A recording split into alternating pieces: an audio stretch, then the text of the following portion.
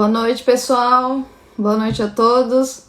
Sejam muito bem-vindos a mais uma live da Weekend. Dr. Tércio, boa noite. Mary.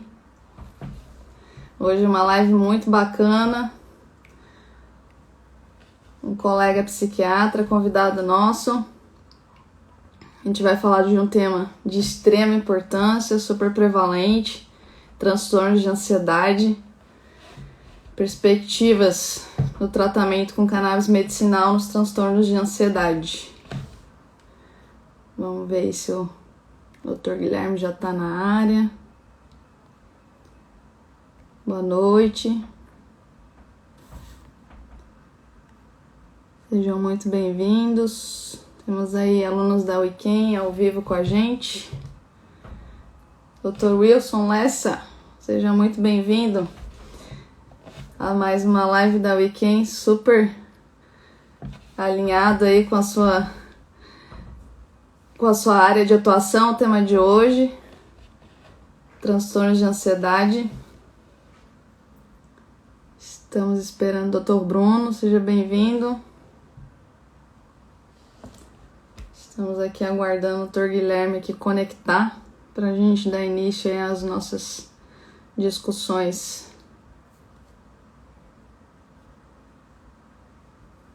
Então, Lessa, se estiver disponível, aí a gente chama você aí para conversar aí junto, trocar uma ideia. Boa noite. Boa noite, Ilka.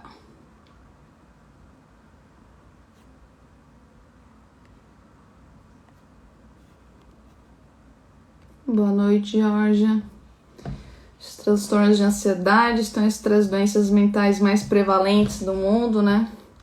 Importante causa de perda da qualidade de vida, altos custos sociais.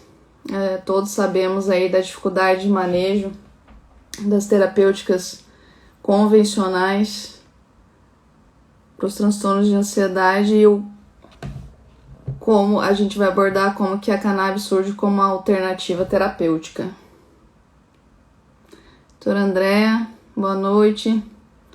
Nossa aluna da Weekend aí da segunda turma. O pessoal aí vai chegando. Boa noite, Jordana. Deixa eu mandar aqui, acho que o Dr. Guilherme tá... Doutora Juliana também, colega psiquiatra presente. Deixa eu ver aqui, acho que o Dr. Guilherme tá com dificuldade aqui de conectar. Doutora Tânia, aluna da Weekend. Juliana, sejam todos muito bem-vindos. Doutora Ana, bem-vinda. Gente, enquanto o Dr. Guilherme não consegue conectar aqui com a gente, eu vou chamar o Dr. Lessa aqui pra gente ir trocando uma ideia, que aqui a gente não perde tempo, né? Deixa eu chamar aqui. Se a internet aí, doutor Lessa, permitir, a gente vai trocando uma ideia aqui.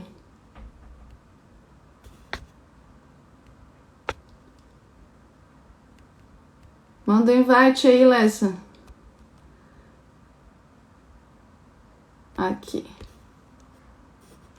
Manda. Boa noite, Thiago. Boa noite, Sérgio. Os pontos que a gente vai conversar aqui hoje. Boa noite, doutor Lessa. Boa noite. Hoje a internet é boa. Eu estou em Campo Grande, Mato Grosso do Sul. Aqui a internet funciona bem. Ah, beleza. Não vai te deixar na mão. A gente convidou um colega psiquiatra, Lessa, o Dr. Guilherme, para conversar com a gente. É um tema muito, muito importante aí, transtornos de ansiedade, ainda mais aí nessa época de pandemia. E a ideia aqui é a gente dar um panorama conceitual geral, esclarecendo, né, o que são de fato os transtornos de ansiedade, discutir métodos terapêuticos, né? A gente sabe que não só apenas recursos farmacológicos, mas a gente tem que... Aí, ó, o Dr. Guilherme chegou. Vou chamar ele aqui também. Vai dar boa essa live aqui, hein? 2 colegas psiquiatras discutindo em altíssimo nível transtornos de ansiedade e a possibilidade aí da cannabis como alternativa terapêutica. Doutor Norato, os alunos aqui. Opa, doutor Guilherme, muito Olá, boa boa noite, tudo noite. bem? Tudo Seja bem? muito Boa noite. bem-vindo aí à nossa live da Obrigado. Weekend. Obrigada por ter aceito aí o nosso convite. Prazer foi meu. Obrigado pelo convite aí da academia. Esse aqui é o nosso colega psiquiatra também, doutor Wilson Lessa. Prazer, doutor. E aí, Guilherme? Vai acrescentar aqui na nossa discussão aí. Bacana, legal. Guilherme, se apresenta aí pra gente, conta um pouco da tua trajetória profissional, se apresenta aí pro nosso público aí da Weekend. A gente tem vários colegas médicos aí nos assistindo e conta aí um pouco pra gente da tua história.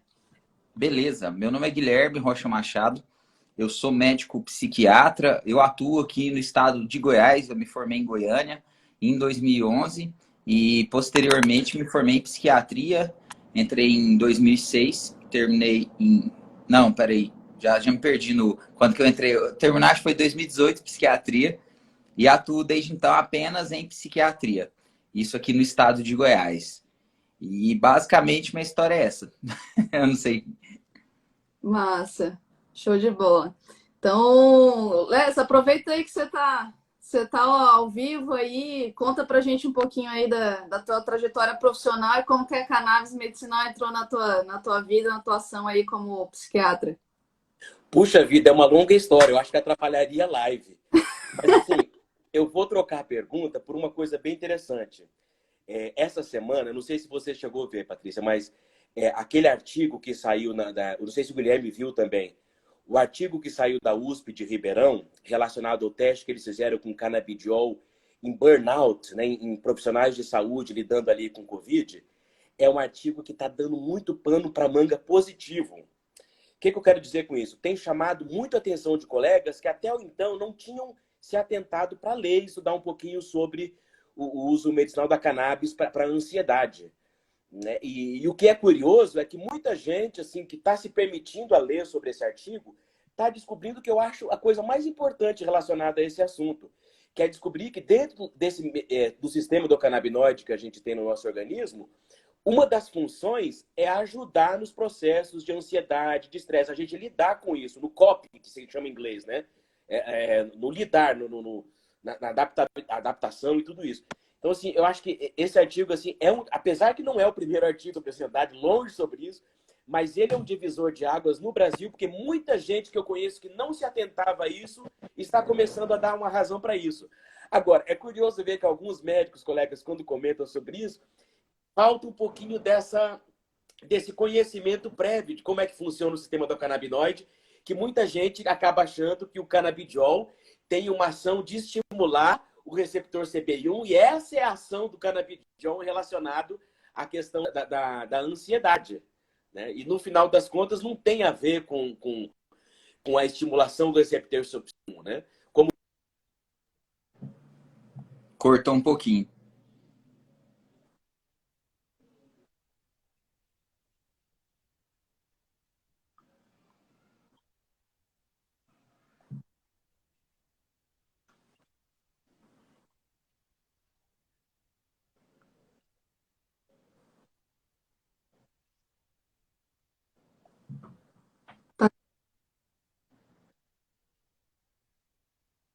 Tá. Tá cortando um pouquinho, o Lessa tá... Lessa, tá cortando um pouquinho você. Eu vou pedir para você segurar um pouquinho aí, que você já está partindo pro assunto aí, mais afunilado, e acho que a gente tem que começar um pouquinho mais na conversa do topo de funil aqui. A gente vai falar sobre a atuação especificamente dos dois principais fitocannabinoides, CBD e THC, na questão da ansiedade. Acho que esse é o assunto que o Lácio já está puxando. Então, eu vou dar um passinho para trás aqui para acompanhar junto aí a galera toda. Guilherme, vamos lá. Esclarece aqui para o nosso público, Guilherme, o que vem a ser de fato um transtorno de ansiedade, né? Diferente de por vezes ter um sintoma ansioso, né? E isso veio muito à tona com a história da pandemia. esclarece aí para o nosso público qual que é a diferença, né, de por vezes se sentir ansioso e ter um diagnóstico de um transtorno ansioso. Isso, perfeito. Então vamos lá. Primeiro que a ansiedade ela é uma emoção normal do ser humano. A ansiedade. Então existe uma diferença, existe uma intensidade muito diferente entre a ansiedade e um transtorno de ansiedade. Então a ansiedade o que é? Uma emoção. Uma emoção é como a gente sente o mundo, é a forma que o nosso cérebro nos conecta com o ambiente através das emoções, né? A ansiedade é aquela emoção que nos gera um certo desconforto acerca de algum risco no futuro. Então, uma pessoa, por exemplo, imagina que a gente tem uma conta para pagar e o dinheiro está meio apertado e isso gera ansiedade. Vai que chega final do mês eu não vou ter esse dinheiro. O que a ansiedade nos faz? Nos faz buscar recursos para poder pagar essa conta. Então, a ansiedade é uma emoção que tem uma função de nos preservar, está associada ao medo no futuro, né? Só que quando quando a ansiedade começa a ficar em excesso, ou seja, quando a ansiedade deixa de ser uma emoção normal e se torna doença, é quando ela começa a ficar tão intensa que ela começa a gerar um prejuízo funcional na vida do indivíduo. Então, a quantidade, né, o mecanismo, né, da ansiedade no cérebro, ela começa a se tornar algo patológico, com liberação excessiva de adrenalina, cortisol, e isso vai adoecendo o organismo da pessoa. E aí se transforma em transtorno de ansiedade, em que a pessoa começa a ter muito prejuízo na vida, como insônia, sintomas físicos muito intensos, como palpitação, falta de ar, angústia. Pode chegar a ter prejuízos cognitivos, prejuízo de memória, o sono começa a ficar prejudicado, a pessoa pode vir a ter sintomas muito fortes, como dor torácica, falta de ar, diarreia, dores de estômago. E qual a diferença de uma ansiedade para um transtorno de ansiedade? Então, a ansiedade pode causar tudo isso, só que de uma forma mais leve e mais limitada, ou seja, começa e para. Faz parte de algum gatilho, ou seja, tem um gatilho, uma situação emocional que nos gera aquilo. Em um transtorno de ansiedade, não. Muitas vezes os disparos, né, as crises podem vir subitamente, sem motivos, e a pessoa ela entra em um adoecer, ou seja, ela já não trabalha como antes, ela não dorme como antes, ela não memoriza as coisas como antes. Ela começa a ter um prejuízo, né? E dentre os transtornos de ansiedade, nós temos alguns subtipos, né? Os transtornos de ansiedade generalizada, que é uma pessoa que tem ansiedade em várias áreas da vida, né? A fobia específica, que é uma pessoa que tem um transtorno de ansiedade quando está presente com algum objeto ali que não gera tanto risco. Por exemplo, borboleta. Minha esposa tem fobia específica com borboleta. Ela é uma pessoa extremamente corajosa, só que quando ela vê borboleta, ela simplesmente não aguenta. Fobia social, que é um transtorno de ansiedade que está associado à exposição social. Uma pessoa que vai conversar em público não consegue. Eu já vi pessoas que não estavam conseguindo se formar porque tinha que apresentar TCC e não iam para o TCC de forma alguma. Ou seja, um prejuízo muito grande para a vida deles, que era não se graduar e eles fugiam daquela situação a todo custo. Então, de forma assim, bem resumida, a ansiedade é uma emoção normal, um transtorno de ansiedade é o adoecer, né? E no transtorno de ansiedade, a gente vai estar falando aí, né? Existe desde sintomas leves, moderados e graves, cada um com sua indicação terapêutica específica. Perfeito. Então, basicamente, se torna transtorno quando a pessoa fica disfuncional. Exato, é a disfuncionalidade. E quando os gatilhos ficam desproporcionais à emoção, né? Ao sentimento. Exato.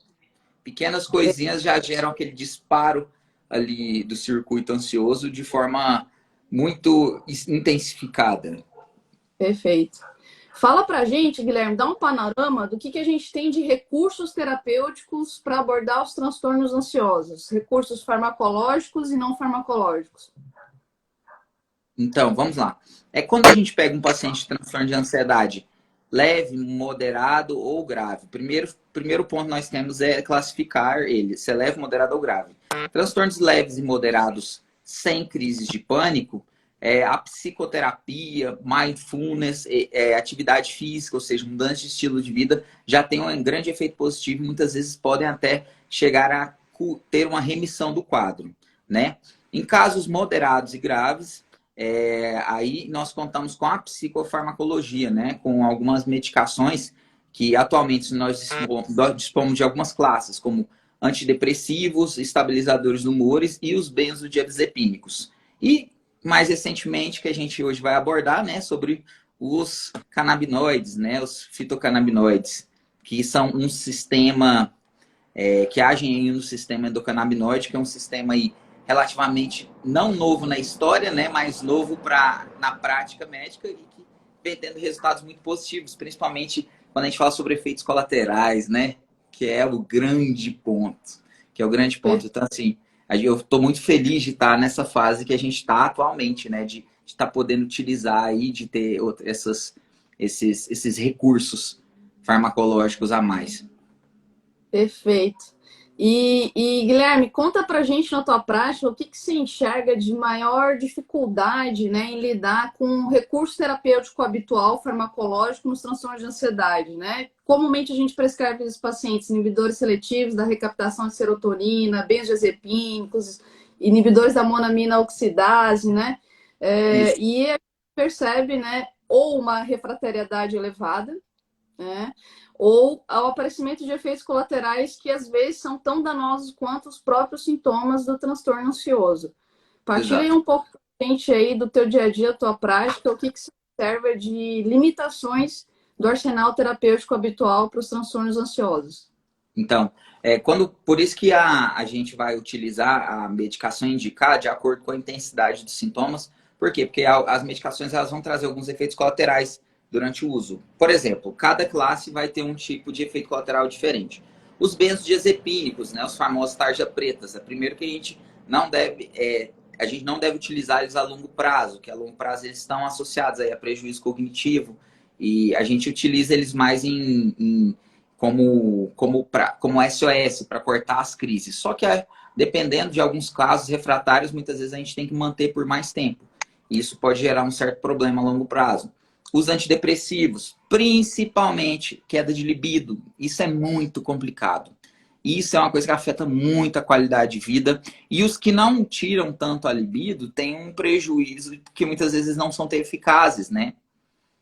Não Essa, parece um contrassenso, né? A gente tentar ajudar um paciente com um transtorno do humor, seja um transtorno de ansiedade, seja um transtorno depressivo, dar uma medicação que vai inibir a libido, né? é, Um tiro no pé. por isso que é aquela questão, né? O paciente ele tem que ter um custo-benefício assim, muito pensado. A situação, muitas vezes, que ele está vivenciando deve ser pior do que os efeitos colaterais que ele vai ter das medicações. Senão ele vai acabar optando por suspender, que é o que acontece em alguns casos, né? Os pacientes acabam que muitas vezes eles não vão tolerar, vão suspender a medicação.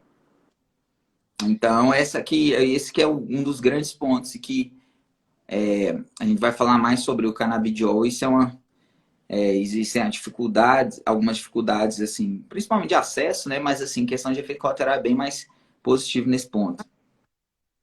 Fala pra gente também, Lessa, o que você observa aí de limitações do arsenal terapêutico habitual, né, em termos de fármacos para os transtornos ansiosos. A gente citou aí a questão da libido, né? O que você observa mais de efeito colateral frequente, importante, que limita a terapêutica com os fármacos habituais?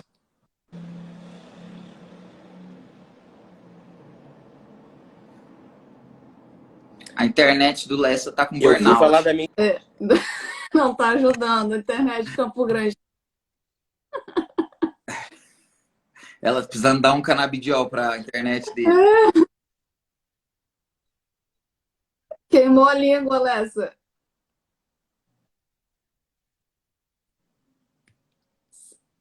Você pegou a pergunta?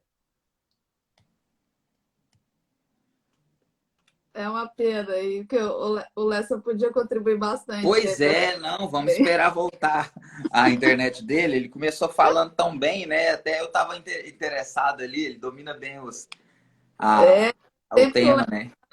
o Lessa tá nessa seara aí da cannabis medicinal, então ele tem bastante experiência, seria bem bacana se ele pudesse contribuir.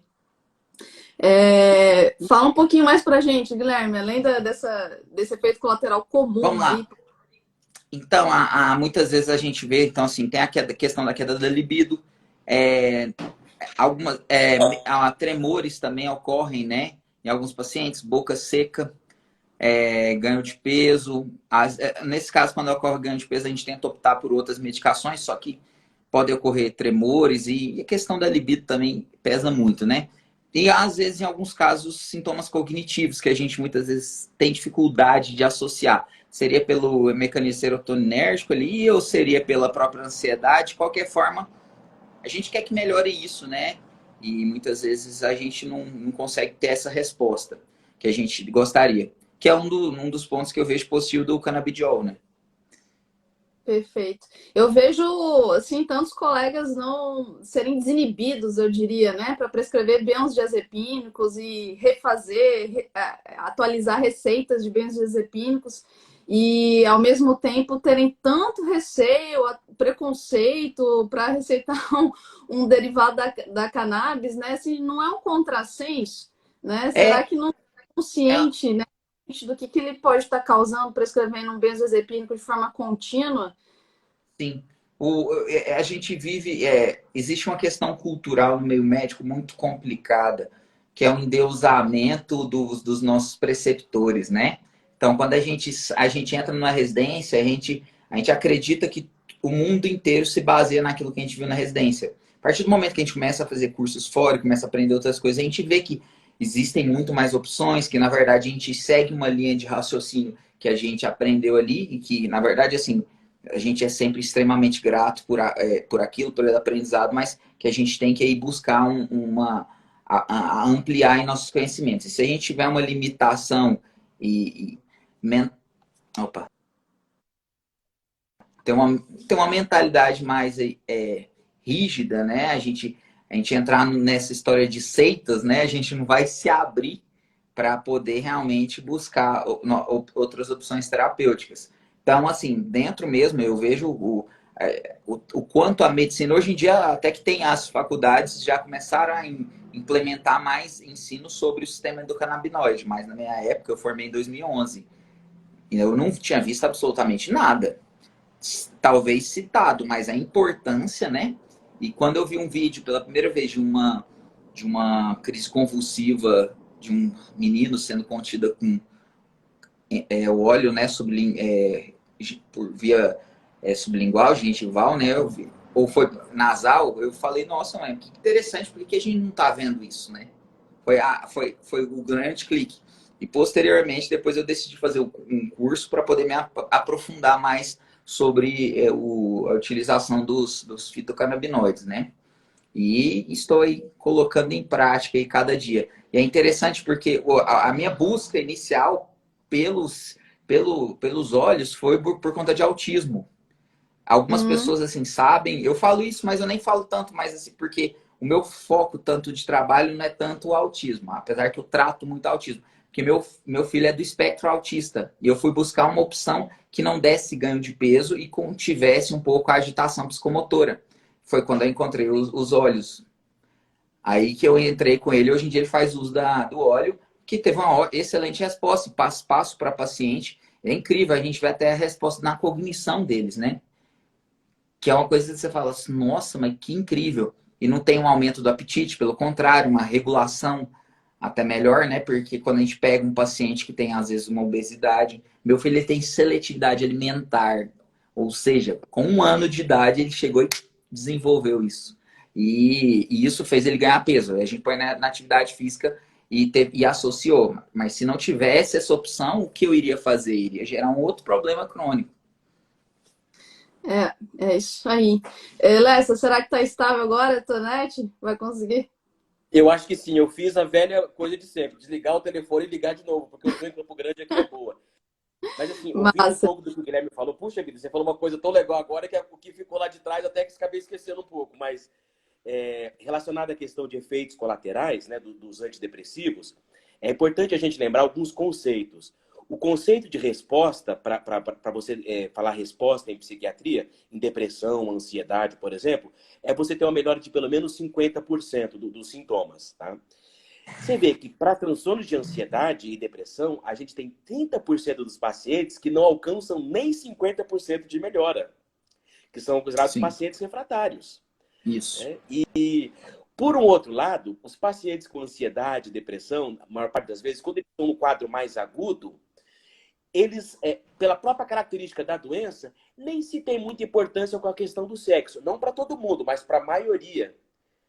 Geralmente, quando o paciente melhora do quadro da ansiedade e da depressão, é quando ele acaba lembrando da questão da sexualidade, da questão do sexo. E aí é onde ele vê os efeitos colaterais do antidepressivo. Né? Então, tem esses momentos. E muita gente acaba abandonando o tratamento justamente no momento em que começa a perceber os efeitos colaterais. Isso é bem frequente. E diante, então, desse cenário, né, transtornos de ansiedade extremamente prevalentes, de dificuldade, né, em ajudar os pacientes com o arsenal terapêutico habitual, seja pela refratariedade, seja pela incidência frequente de efeitos colaterais, não raras vezes, né, bastante intensos, né, que prejudicam muito a qualidade de vida dos pacientes, que a gente vem aqui trazer para o público essa alternativa terapêutica, essa ferramenta terapêutica que, no nosso entendimento, todo e qualquer médico deveria usar, que são os medicamentos derivados da cannabis. E aí, entrando nessa seara, antes de tudo, aproveitando aqui a presença aí de 2 colegas psiquiatras, eu gostaria de deixar muito claro para o público a diferenciação entre o uso recreativo da planta, o contexto de uso recreativo da planta e o contexto de uso medicinal da planta. Eu acredito que uma das maiores barreiras do entendimento da comunidade médica, em especial da comunidade de colegas psiquiatras, em aceitar a cannabis como uma ferramenta terapêutica é associar a cannabis ao uso recreativo e, consequentemente, a maior incidência de efeitos neuropsiquiátricos negativos associados ao uso recreativo da planta. Mas vamos lá, o uso recreativo da planta, gente, na maioria das vezes, associado a fumo, o fumo de um material de procedência desconhecida, frequentemente misturado com coisas além da planta cannabis, frequentemente com plantas que a gente sabe tem altíssimo teor de THC, frequentemente em pessoas muito jovens, abaixo de 18, 16 anos, que não raras vezes também tem uma susceptibilidade genética a ter transtornos psiquiátricos, que não raras vezes tem histórico familiar de transtornos psiquiátricos. Então, esse contexto de uso frequente, abusivo, não padronizado, não orientado, não supervisionado por um profissional médico, inevitavelmente está sim associado a um maior desfecho, né, neuropsiquiátrico negativo. No entanto, esse cenário não medicinal não tem relação, gente, com o que a gente está falando aqui do cenário medicinal, onde, na maioria das vezes, primeiro, a gente utiliza via oral, tem uma biodisponibilidade dos canabinoides completamente distinta da via inalada. O produto que o paciente usa é um produto laboratorialmente testado. A gente sabe o que o paciente está tomando em termos de miligramagem dos principais canabinoides, quantos miligramas dia tem o paciente de CBD e de THC. Tem uma estratégia terapêutica. O paciente passou por uma consulta médica, um colega que está habituado a prescrever essas medicações, tem uma estratégia terapêutica, um acompanhamento por um profissional médico qualificado. Então, nesse contexto de uso medicinal da planta, não há maior incidência de efeitos neuropsiquiátricos negativos, como se observa com o uso recreativo da planta. Quer complementar, Guilherme? Não, é isso aí, pessoal. Ninguém estimula ninguém a fumar maconha. Tá? A maconha fumada é totalmente diferente do óleo que a gente prescreve. Por quê? E também é diferente, por exemplo, não tem como eu pegar, vou plantar maconha em casa, vou fazer um óleo e pronto. Não, existe todo um laboratório por trás que vai quantificar a quantidade de miligramas de canabidiol, de THC, ou seja, é uma medicação, não é nada bagunçado, é tudo muito bem estruturado. Tanto é que a gente sabe dos prejuízos que existe da utilização, né, da maconha fumada que se existe, né, que tem altos níveis de THC, não tem absolutamente controle nenhum, né, e além de outras substâncias juntos. E até porque não é a melhor, não é a melhor via de acesso de uma medicação é através de inalação de fumaça, que isso traz vários prejuízos, né? A nível circulatório, a nível pulmonar. Então, primeiro ponto é a questão de informação. Então, se a classe médica não estiver bem informada sobre isso, se a classe médica não souber bater na tecla e falar, não, as pessoas, elas vão sentir insegurança. Então, o primeiro ponto é os médicos já darem segurança, de falar, calma, é assim que funciona, que eles já ficam mais tranquilos. Agora, se faz uma pergunta para o médico, ele não sabe informar, o que que gera? Gera uma sensação de desconforto e, consequentemente, insegurança. É isso aí. É por isso que a gente está aqui promovendo, divulgando, partilhando informação técnica qualificada na área, né? Porque tem aqui uma participante aqui, a Mina Lopes, colocou ali que realmente, às vezes, não raras vezes, né, as consultas médicas, muitos médicos sabem menos que os pacientes. Isso está acontecendo de fato. Isso é verdade.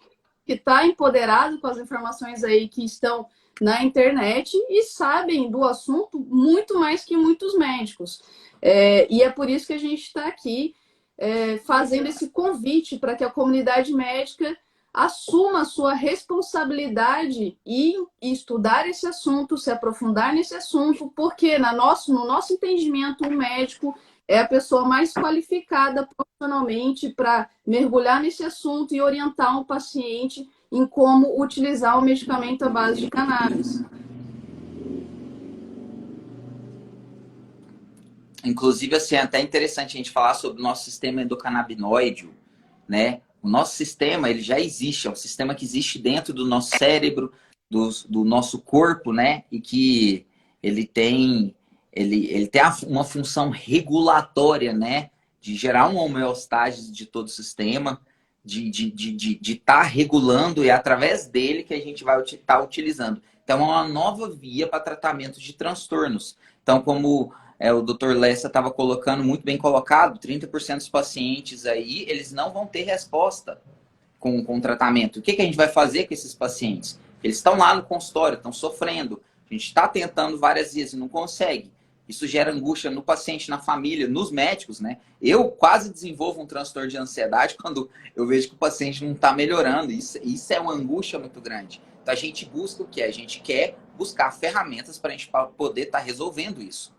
Então, o Dr. Lessa estava falando, conta aí pra gente, doutor, aquela hora que cortou e estava indo muito, muito bacana ali o que você estava falando. Continua pra gente. Fala um pouco para a gente, Lécia, da atuação, né, dos fitocannabinoides no sistema endocannabinoide no contexto aí dos transtornos de ansiedade.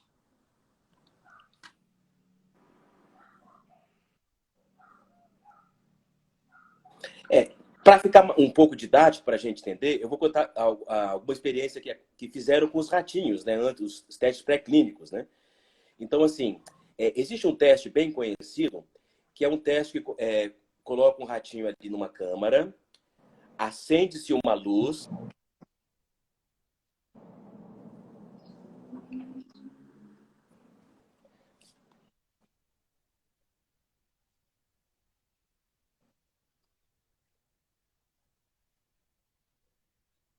Ele sabe que vai receber o choque só de ver a luz. Logicamente, o que acontece? Se depois de um tempo essa luzinha acende e o ratinho não leva o choque, após algumas vezes o ratinho vai entender que não está tendo mais aquele estímulo aversivo. Ou seja, que o estímulo da luz não é seguido do choque. Olha que interessante.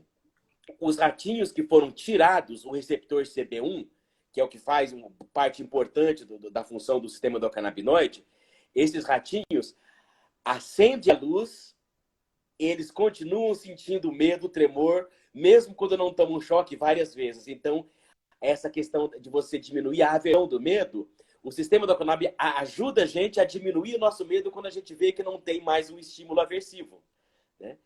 Agora, passando isso um pouco para humanos. Mas o que isso tem a ver com humanos? Olha que estudo interessante que fizeram. A equipe, se eu não me engano, foi o Rio. Ele fez um trabalho bem interessante que comparou pessoas que moravam ali no sul de Manhattan, em Nova York, e viram que as pessoas que tinham níveis menores de endocannabinoides, elas estavam muito mais predispostas a ter desenvolvido o transtorno do estresse pós-traumático. E isso é uma coisa interessante. O transtorno do estresse pós-traumático e o estresse crônico, eles, de alguma forma, eles depletam o nosso sistema endocannabinoide. Assim como, acredito eu, isso não foi demonstrado ainda, que a Covid, para muitas pessoas, também dá uma depressão no sistema endocannabinoide. É muito curioso, porque o que acaba acontecendo com as pessoas? Ansiedade, que é o que o sistema endocannabinoide controla. E quem não tinha ansiedade? Insônia, que é o que o sistema endocannabinoide controla o sono também. A pessoa acaba tendo insônia. Dor, né? O sistema endocannabinoide acaba ajudando até a dar um colorido nas nossas sensações de cheiro, de gosto, né? Ele dá essa cor para isso tudo. Né? Então, assim, muitas coisas estão sendo descobertas mais recentemente, como, por exemplo, quando a pessoa sente o orgasmo, existe uma liberação maciça do 2-araquidonoilglicerol. Não é nem da anandamida, do 2-araquidonoilglicerol. Né? Quando a pessoa corre e sente aquele barato da corrida, liberação de anandamida no cérebro da pessoa naquele momento. Então, não é a beta-endorfina que dá aquela sensação de prazer, aquele barato da corrida. É a anandamida. Então, assim, pessoas que têm sistema endocannabinoide deficitário, quer seja de maneira congênita, até por uma questão de polimorfismo genético, ou que situações da vida, que é o que a gente conhece como epigenética, levaram a essa depressão, elas ficam mais suscetíveis à ansiedade. E eu acho que o Covid, Perfeito. de alguma forma, está mostrando isso pra gente. Isso não foi demonstrado, provado ainda, mas provavelmente isso vai ser demonstrado. Perfeito. Interessante aí você falar sobre essa questão, né, do como atividade física, sobre um estudo que eu vi também sobre, se eu não me engano, foi maternagem, sobre a criação na infância. Quando a criança ela é criada em um ambiente estressor muito grande, em que ela não tinha um suporte familiar, os níveis de receptores endocannabinoides eram bem menores também. Então, ou seja, existe um sistema regulador que nos ajuda a compreender o medo e que, se ele não tiver bem regulado ou diminuído, ele pode precipitar transtornos de ansiedade. E através das medicações derivadas da cannabis, a gente consegue reorganizar esse sistema para poder trazer uma maior qualidade de vida. Porque até hoje nós não modulamos esse sistema com as medicações convencionais, né? Então, só um detalhe, gostaria de mandar um abraço pro meu pai. Ele acha que eu não tô vendo que ele tá aí. Ele é ginecologista, cara muito inteligente, só que ele é bem palhaço, viu? Se vocês irem mensagem aí do Carlos Pai, é ele, tá bom, pessoal? Se tiver alguma palhaçada, ele até dá aula em faculdade, ele fez até pós-graduação em psiquiatria. Só que antes de ser médico, ele é um grande piadista, viu, doutora? Só para avisar. Então não é para deixar ele entrar na live aqui, Guilherme? Não, não pode, não pode. Ele falou aí que quer, ele falou que quer participar de um grupo duplo cego aí de maconha inalada. Eu já entendi o que ele tá querendo fazer de piada. Gente, vou até aproveitar esse gancho aí e deixar as coisas mais claras aí para o público. Quando a gente fala, tenta diferenciar aí a questão dos recreativos e a questão do uso medicinal, eu não estou querendo dizer que a via inalada não é medicinal, não é isso. A via inalada, ela pode ser usada para fins medicinais e tem uma assertividade muito interessante no controle de sintomas agudos, tá? Justamente pela biodisponibilidade dos canabinoides pela via inalada. A gente aporta... é pelo vapor, né? Isso, a gente aporta quantidades grandes, concentrações plasmáticas grandes dos canabinoides em pouco tempo. Então, pensa num paciente com câncer apresentando náuseas, vômitos incoercíveis por conta de uma químio. Pensa num paciente com espasmos e dor intensa. É interessante a veia inalada? É interessante. Mas até para veia inalada, gente, a gente precisa ter segurança, assertividade nessa prescrição, nessa terapêutica, nesse processo. Muitas vezes uma associação, né? Exato. A gente precisa de um dispositivo vaporizador que limita a temperatura de aquecimento da flor, a flor que é padronizada, que é laboratorialmente testada, e a gente sabe com segurança o que está aportando para o paciente, né? É essa grande diferenciação que a gente quer trazer para o público, para a comunidade médica. Tem todo um processo de cuidado, de segurança, de metodologia, de ciência na abordagem terapêutica, justamente para proteger o paciente. Né? A nossa preocupação aqui maior é proteger o paciente de efeitos colaterais que, por vezes, acontece com essa terapêutica, né? Então, fumar, gente, primeiro que fumaça é inquestionável, agride a via respiratória, libera subprodutos potencialmente tóxicos e potencialmente cancerígenos. A temperatura de combustão do fumo inativa cerca de 60 a 70% dos canabinoides e terpenos. E a gente não tem assertividade do produto que está sendo fumado, inalado. Então, não dá para a gente considerar essa via uma via de fato assertiva, de fato segura para tratar um paciente com câncer, para tratar uma pessoa imunodeprimida, para tratar, quem sabe, uma criança. Né? É isso que a gente quer diferenciar. Né? O contexto medicinal é distinto do contexto recreacional, porque aqui a gente precisa de assertividade, de segurança para tratar os pacientes. Se quiser... Perfeito, muito colocado. É exatamente isso. Então, o Lessa caiu de novo.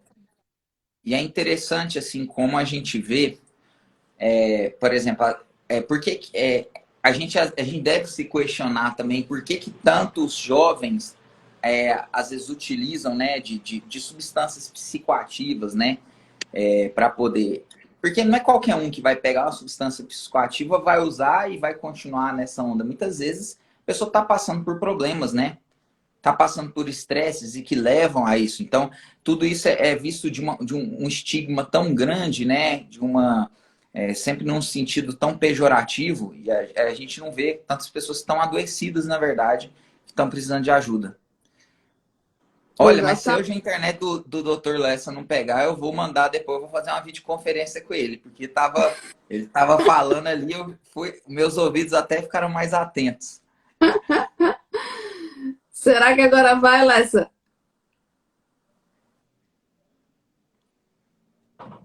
Tá com um delay enorme, né? Deixa eu dar uma sequência aqui e esclarecer um pouquinho como é que é a atuação dos dois principais fitocannabinoides na questão da ansiedade. Então, vamos lá, gente.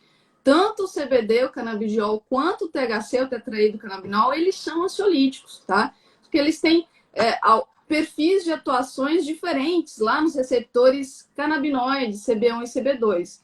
Aí eu volto lá na conversa inicial aí que o Dr. Lessa começou com a gente. Vamos lá. O THC, gente, ele é um agonista parcial dos receptores canabinoides CB1 e CB2. E isso é muito interessante quando a gente compara, por exemplo, com a forma de atuação dos canabinoides sintéticos. Pega lá o THC sintético, dronabinol, nabilona. Eles são agonistas totais dos receptores canabinoides CB1. E isso explica por que eles deflagram mais efeitos adversos comparados ao THC da planta. Já o CBD, o canabidiol, gente, ele é um modulador allostérico dos receptores canabinoides CB1 e CB2. Ele é como se fosse um antagonista funcional desses receptores, né, Lécio? Exatamente. Só que ele não tem ação só nos receptores, né, do canabinoides. Isso que é interessante. Boa parte da ação do canabidiol está na ação em receptores de serotonina, né, incluindo receptores, o 5-HT1A, que vai ter um efeito ansiolítico muito significativo, provavelmente um efeito antidepressivo também e um efeito analgésico, né? Então a gente... E não só nesse, nos receptores TRPV, também em outros, nos alfa-adrenoreceptores, né? Então, é uma ação multimodal por excelência, né? O Guilherme, ele se formou um pouco mais cedo, mas assim, quando eu fazia psiquiatria ali, a residência em si, que a gente faz até hoje, a gente estuda até hoje, mas quando a residência em si, era R12. procurar aquelas drogas que fossem as drogas mais limpinhas, entre aspas, que trabalhassem com menos neurotransmissores possíveis. Isso. Né? Hoje, Guilherme, qual que é o paradigma das drogas? Né? São as drogas multimodais. Não são Exatamente. as drogas mais extremamente trabalham seletivas, no né? só. E é por isso que não é infrequente, na verdade é muito frequente, os psiquiatras tratarem depressão, ansiedade, muitas vezes, com múltiplas drogas. Tá? E eu não estou falando de 2 drogas, eu estou falando muitas vezes de 3, 4 drogas, 5 drogas. Então, assim, a gente começou a falar de pensar em drogas que fossem menos sujas, só que essas drogas não eram tão limpas como se pensava. Exatamente. Então a gente Era, realmente tem que ser tinha até a conversado. comparação, né, Assim, o assunto do sistema endocannabinoide é uma vergonha isso não ser ensinado na faculdade de medicina como processo de fisiologia normal para a gente poder estudar os processos patológicos.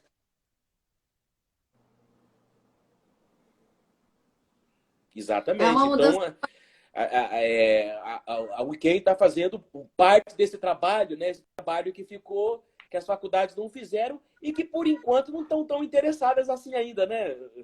Infelizmente, Patrícia, a gente vê que as faculdades ainda estão assim, meio que engatinhando nesse assunto. Infelizmente, ainda assim estamos engatinhando, mas somos persistentes, né, Lessa? Não vamos desistir. Estamos aqui partilhando informação técnica de qualidade na área e tenho certeza aqui que muitos colegas estão nos assistindo já vão despertar para esse conhecimento. Eu fiz aqui uma analogia, gente, para a minha área de atuação, quando vocês falaram aí da importância da mudança de paradigma, né, para as drogas multimodais, com a minha área de atuação, que é dor crônica.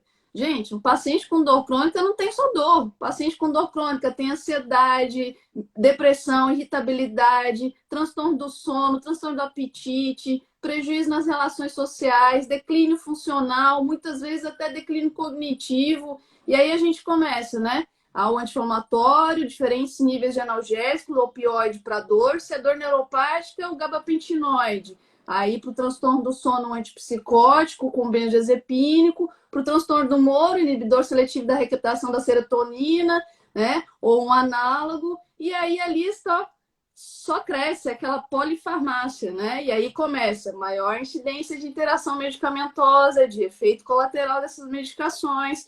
E quando a gente vê, a gente está tentando correr atrás de um prejuízo causado por outra droga que a gente já prescreveu. E essa é a grande beleza de atuar com fitoterápicos como a cannabis, que tem múltiplas moléculas. A gente está falando aí de mais de 500 moléculas potencialmente terapêuticas, né? E ficar falando só em CBD e THC, mas a gente sabe que isso aí é só o topo do iceberg. A gente está falando de múltiplas moléculas com múltiplas ações em múltiplos grupos de receptores diferentes. Receptores GABAérgicos, dopaminérgicos, acetilcolinérgicos, noradrenérgicos, serotoninérgicos, do canal, diversos outros receptores. Então, essa é o grande diferencial dos fitoterápicos, medicamentos à base de cannabis comparados com os alopáticos convencionais.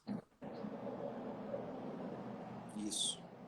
E isso não significa, né, Patrícia e Guilherme, que a gente assim, despreza os outros medicamentos. Pelo contrário, existem pacientes que eu faço uma racionalização, uma otimização. Utilizo o medicamento tradicional alopático, acrescento o canabidiol, mesmo o THC em dosagem mais baixa, geralmente, né, para a gente poder pegar o melhor dos dois mundos. Até porque tem muitos pacientes que a gente sabe que não vai ter condição, isso foi colocado aqui, eu vi nos comentários, não vai ter condição, por exemplo, de bancar 120, 300 miligramas de canabidiol por dia. Ficaria extremamente caro para eles. Mas numa associação com antidepressivo, por exemplo, você já vai ter de melhora da libido, vai cortar um pouco esse efeito colateral por uma questão de receptor mesmo. Ele vai agir em receptor serotoninérgico, que o antidepressivo acaba inibindo a libido, ele vai melhorar esse tipo de efeito. E muitos outros efeitos também que alguns antidepressivos fazem, que é aumentar o apetite. O canabidiol, ele tem, eu digo essa boa coisa, porque para a maioria das pessoas diminui o apetite. Logicamente que o Guilherme deve saber que para crianças diminui o apetite, né, Guilherme? Para a maioria das vezes diminui. Isso pode até trazer um certo problema. Mas não é algo que seja assim, tão difícil de lidar, né? Não é tão intenso, né? Não é uma anfetamina. Não é algo de tanta intensidade, né? Mas assim, como a gente tem outras opções, é exatamente isso como você falou. A gente, como diz, nós não somos uma seita, a gente não despreza a medicação alopática. A gente quer tentar limpar ao máximo e dar um melhor resultado. Porque, para quem não sabe, né, para a gente que atua em consultório, não tem nada melhor do que você conseguir diminuir aquele bolo de remédio e ter uma resposta melhor. O paciente vai ser extremamente grato, você vai se sentir mais tranquilo, porque o paciente sai e leva um pedaço da gente com ele, leva um pouco da preocupação nossa, que a gente quer saber o que acontece. Porque qualquer tipo de preocupação, ele evoluiu com uma complicação hepática, você já começa a pensar, meu Deus, o que aconteceu? Será que foi? Então, a gente se responsabiliza pelo tratamento do paciente. Então, quanto mais arsenal que a gente tiver para poder diminuir isso e ter uma melhor resposta, por exemplo, à medida que foram, principalmente a doutora trabalha muito com dor, né? Então, assim, quantas medicações os pacientes, muitas vezes, não tem que ficar utilizando, né? Então, de medicações que vão gerando aí. Infelizmente, a dor é muito intensa, a pessoa acaba lançando mão do uso de medicações e por justa causa, né? E a gente, então, se a gente tem mais opções para poder tratar isso e dar qualidade de vida, é isso que a gente quer, você pode ter certeza, né? Se tivesse só um remédio, eu ainda falo, se tivesse eu brinco assim, ó, se existisse a bezetacil da psiquiatria, eu ia ser o cara que mais ia prescrever. Ou seja, aquele remédio, você dá aquela injeção, você sai zerado e não tem mais nenhum problema. Mas, infelizmente, digamos assim, antigamente, me dá uma bezetacil, é coisa de interior, né? Porque vai sarar tudo. Se existisse a medicação que resolvesse tudo de uma forma tão simples, é isso que a gente quer. A gente quer a melhora da forma mais simples e com menos efeito colateral possível. Perfeito, é isso mesmo. A gente é um grande defensor de que cannabis é mais uma ferramenta terapêutica no arsenal do médico, né? A gente não defende que é uma panaceia, que resolve todos os problemas, que a gente deve só usar apenas cannabis e não usar outras medicações. Pelo contrário, gente. É uma ferramenta terapêutica, é valiosa, é segura, é eficaz, mas é uma ferramenta, né? E por ser uma excelente ferramenta e atuar em múltiplos grupos receptores, tem múltiplos mecanismos de ação, permite sim uma ampla redução prescritiva e é inquestionável que isso aí tem um forte impacto na qualidade de vida dos pacientes. Eu queria trazer aqui um pouco, aproveitar aí essa excelente dupla aqui para a gente aprofundar um pouco mais sobre o uso na prática dos canabinoides nos transtornos ansiosos. Eu acho muito importante aqui a gente esclarecer o efeito bifásico dos canabinoides, viu, Guilherme, né, Alessia? Até para o pessoal entender, né, que às vezes alguns colegas psiquiatras que não estudaram muito o assunto, escuta, né, as coisas de orelhada, e diz, não, cannabis gera mais ansiedade. Gente, olha só, canabinoides, assim como qualquer outro medicamento, a diferença deles entre atuar como remédio, atuar como veneno, é a dose e a forma de uso. Então, vamos assim lá. como as medicações alopáticas, né? Exato. Por exemplo, o antidepressivo em fase inicial ele pode piorar a ansiedade. Isso é fato. Se tiver superdosagem, vai piorar também. Então, na verdade, a diferença entre um veneno e uma cura vai ser a dose. Então, existe, né, a dose plena que vai ser de atuação dos fitocannabinoides. Inclusive, eu vi um estudo muito interessante que eu acho que eu imagino que para essa área da psiquiatria, neurologia vai ser fantástico, que é o estudo de neurofarmacogenética, né? Em que você consegue ali saber ter algo mais palpável em relação a quanto cada paciente responde melhor a determinadas medicações. Por exemplo, alguns pacientes com um antidepressivo em dose baixa já respondem bem, outros precisam de doses maiores. No sistema do canabinoide, da mesma forma. Alguns, às vezes, com pequenas doses, já tem uma resposta muito boa, outros vão responder com uma dose maior.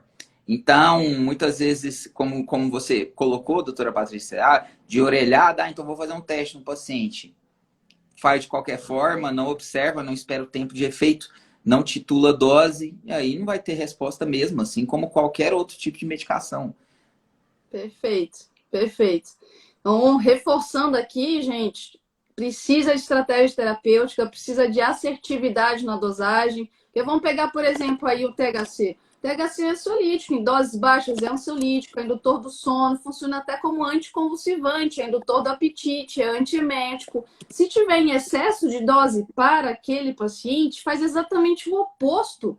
Pode induzir náuseas e vômitos, pode prejudicar o sono, pode inibir o apetite, pode provocar crises convulsivas, pode provocar ansiedade, sensação de paranoia, alucinações. Então, é uma questão de dosagem, assertividade de dosagem, e a dosagem é individualizada para cada paciente. Aqui não tem regra de bolo, né? Não tem a dosagem alopática convencional, né? Baseada no peso ou baseada em tabelas prontas, né? Como alguns fornecedores de produtos à base de cannabis querem, né? Colocar para a gente essa facilitação de prescrição. Aqui não funciona assim. Se não individualizar a dosagem, inevitavelmente não terá bons resultados e provavelmente trará efeitos colaterais importantes aos pacientes. Quer complementar aí, Lessa? Falando nisso, eu lembrei de uma coisa interessante, de um estudo que estão fazendo, na verdade, fase 2 já, com um canabidiol, que vocês devem conhecer e algumas pessoas que estão assistindo a live também. Vocês já devem ter visto umas cápsulas que a gente coloca num inalador para broncodilatador. Né? E aí a pessoa aperta aquela cápsulazinha, tem um pozinho ali dentro e a pessoa aspira aquilo. Vocês já devem ter visto isso. Tem vários medicamentos broncodilatadores que têm essa tecnologia. Eles estão pesquisando um canabidiol para fazer por essa mesma via, tá? A gente chama de uma via pulmonar profunda. Sabe qual que é a vantagem dele? Ele aumenta a biodisponibilidade em 5 vezes. Parece pouco, mas se a gente considera que a biodisponibilidade do canabidiol oral ela está numa média de 15%, e se for fumado pode ser 40%, 45%, canabidiol, você vê que você tem uma absorção dessa, tem uma coisa já de economia na história. Né? Importante. Né? Então, assim, eu acho que a gente vai ver muito dessas coisas também. Mas, assim, eu tenho a impressão que por uma questão também, e essas tecnologias custam caro, custam preço. Né? A impressão que eu tenho é que a gente vai ter, assim, um pouco de cada um desses mundos para os pacientes. Então, vai ter o paciente que vai ter acesso, que ele vai conseguir comprar uma cápsulazinha. Vai ter o paciente que vai conseguir ter o acesso ao óleo. E, infelizmente, vai ter gente que vai ter dificuldade de ter esse acesso. Então, a gente tem que lutar por todas essas questões. Nós, médicos, temos essa função também. Uma função, eu digo, social, né? Mais do que qualquer outra coisa. Sem dúvida. Então, Sem dúvida. Então, eu acho que é importante considerar isso aí, né? Sem dúvida. Até pegando o gancho aqui, Lessa, o nosso compromisso aqui de educação e de partilhar informação técnica qualificada com os colegas é em prol do paciente, né? Então, a Weekend, a gente não tem vínculo com nenhuma empresa, produto, fornecedor à base de cannabis, não. A gente, inclusive, faz questão de ensinar os nossos alunos como prescrever produtos artesanais à base de cannabis. O que a gente quer é melhorar a qualidade de vida do paciente com segurança, com eficácia, com assertividade. Né? Se o produto é bom para uso medicinal, não importa se ele é importado, se ele é artesanal, o que importa é que ele vai melhorar o paciente e o médico e o paciente estão seguros nesse processo. Perfeito, exatamente isso. Exatamente isso. Guilherme, e uma coisa que eu acredito, assim, é porque, assim, como nós estamos numa era digital e o acesso à informação e, como dizia, a difusão de informações são muito mais fáceis hoje em dia, eu acho que isso vai potencializar muito a descoberta sobre os efeitos da cannabis. Então, assim, isso é um ponto muito positivo, porque antes, como que as informações chegavam? Ou era através de propagandas, e a internet, como ela não era aberta, era difícil a propagação de ideias, então era muito mais caro. Então, houve uma pessoa perguntando aí sobre questão de indústrias farmacêuticas que vão lucrar ou não vão lucrar. Graças a Deus, com a internet, a gente consegue difundir uma mensagem que isso vai independer mais de outros fatores, como o fator financeiro. Entendeu? Por quê? Porque quem que muitas vezes paga para poder ter os estudos? Né? Porque o que a gente precisa? A gente precisa dos estudos. Agora, quem faz os estudos? Como é que se consegue os estudos? Então, por isso que quando a gente fala sobre canabidiol, sobre cannabis, sobre os fitocannabinoides, quanto mais a gente fala, compartilha experiência, isso é uma forma de estudar, isso é uma forma da gente já ter acesso e da gente ir acelerando esse processo de uma forma que seja benéfica para o público e sem depender tanto dessa questão do viés financeiro, que é muito complexo, né? E sendo que a gente sabe que existe há tantos anos, né? É isso aí. É interessante a gente observar isso, né, Guilherme? A mudança de paradigma mesmo de várias questões dentro da medicina, né? Então, esse Uhum. empoderamento do paciente, né? O paciente muitas vezes saber mais do tema do que o próprio médico, a Isso. oportunidade de um paciente fazer sua própria medicação com as próprias mãos, né? A É. oportunidade da gente realmente rever, né, conceitos no nosso atendimento, na relação médico-paciente, acompanhar os pacientes de forma mais empática, de forma mais próxima, porque aqui, se a gente não tem o canal de comunicação aberto com os pacientes, não está aberto ao feedback constante deles, dificilmente a gente obtém bons resultados. Então, essa terapêutica, de fato, vem aí para cutucar, né, esse modus operandi antigo aí da medicina, Exato. novos horizontes aí. E é excelente essa quebra da vaidade que existia do médico, dessa questão do pedestal entre ele e o paciente, porque nós médicos, nós somos orientadores, né? Nós não somos... então, assim, a gente detém grande parte da informação que a gente veio da faculdade, mas hoje em dia a informação, a pessoa consegue em vários lugares. Nós vamos sempre servir como um filtro positivo em que o paciente vai compreender o que é válido e a gente tem que ter isso, essa humildade de entender que nós seremos sempre orientadores, né? Que quem define se vai tratar ou não sempre vai ser o paciente, que ele tem esse poder de decisão. E isso é bom, porque isso ao mesmo tempo tira um peso de cima da gente, né? Porque essa história do médico no pedestal sempre foi um fardo muito grande, né? Porque isso tira a responsabilidade do paciente da própria saúde também. E é importante ele ter. A gente falou aí sobre questão do esporte, né? O esporte ele faz uma produção de anandamida. Então nosso estilo de vida com certeza vai ajudar muito, né, na nossa promoção de saúde. Então é uma troca ali que vai ser benéfico, eu acredito que para os dois lados. Sem dúvida. Lessa, palavras finais aí, a gente está na finaleira da live. Deixa eu ver se eu consigo. O Guilherme falando, muito bom o que você falou agora, Guilherme, me fez pensar o seguinte: na psiquiatria, dois dos principais remédios que a gente começou a usar na psiquiatria, a clorpromazina e a iproniazida, o primeiro, que hoje é um antipsicótico, a iproniazida, que ficou um antidepressivo. Eles foram pesquisados para outras coisas. A clorpromazina para ser um anestésico e a iproniazida para ser um remédio para tuberculose. Uhum. Então, se a gente teve a humildade e a sensibilidade de perceber que talvez não funcionasse para aquilo, mas que funcionasse para outras coisas, como a gente fez, por que uma coisa que há milênios é cultivado para ser medicinal, a gente está tendo essa dificuldade? Perfeito. Esse Perfeito. é meu pensamento. Uma das coisas que às vezes... Não, perfeito. Uma das coisas que eu não entendia, que eu fui entender depois que eu passei a atuar como médico, fui ler sobre estudos, é que muitas das medicações eram descobertas na sorte, eram testadas para outras coisas, e aí perceberam, por exemplo, os antidepressivos, estavam sendo testados para outras coisas, falou, uai, ó, melhorou o humor nessas pessoas. Aí eles começaram a ver, uai, o cérebro que tem essa função? E aí eles começaram a descobrir. Então não foi assim, eu vou pôr uma substância aqui que vai modular a serotonina para melhorar. Não. Foi inverso o caminho, né?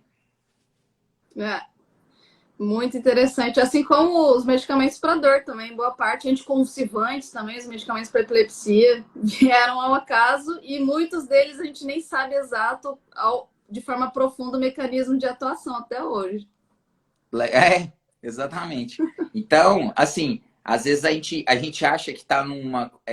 essa que é a questão. Muitas vezes a faculdade ela nos dá uma sensação do empoderamento falso, né? Que a gente sabe que a gente acha que a gente tem um total controle ali sobre o organismo e ocorre muito mais coisa do que a gente imagina. Tem muito mais coisa para a gente descobrir. Ter a mente aberta faz a gente trazer mais saúde, né? Então, assim, estudar a cannabis, sistema do canabinoide, todos os benefícios que vai trazer, é bom para os dois lados, né? Isso é importantíssimo.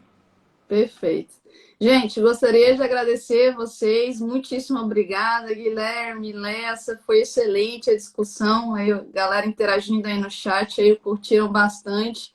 Só tenho a agradecer aí essa parceria e convidar todos os colegas aí que estão nos assistindo a mergulhar nesse conhecimento. A gente está diante, sem dúvida nenhuma, aí a uma nova e promissora fronteira da medicina, observando diariamente aí centenas, milhares de pacientes se beneficiando do uso dessas medicações com segurança, com eficácia e estudando, gente, estudando o assunto, se dedicando a aprender. A gente tem aí em mãos uma nova ferramenta terapêutica para alcançar resultados melhores, principalmente naquelas situações onde o nosso arsenal já havia se esgotado. Guilherme, considerações finais aí para a gente finalizar? Uai, não, muito obrigado, doutora, pela oportunidade. Aprendi muito e vamos manter aí o network, o contato, que eu quero estar aprendendo muito com vocês aí também, tá? Massa, tamo junto. Vou começar a seguir você aí também, doutor Lessa, que eu não te conhecia. A gente vai se falando aí. Show. Prazer em Obrigada. conhecê-lo também. Firmeza, vamos lá. Valeu. Obrigada, Guilherme. Obrigada a todos que nos assistiram. Semana que vem, pessoal, mais uma live da Weekend. E anotem aí no calendário de vocês. A gente está abrindo a terceira jornada, novas fronteiras da medicina. Dia 16 de setembro, teremos aí mais um webinar. Um dos nossos palestrantes aqui, ó, Dr. Lessa, vai estar aí com a gente, brilhando na abertura do terceiro webinar Novas Fronteiras da Medicina da Weekend Academy. Legal. Um abraço a todos e até Essa eu vou participar, viu? Vou fazer minha inscrição já. Show! Valeu, Guilherme. Tchau, até mais. Tchau, pessoal.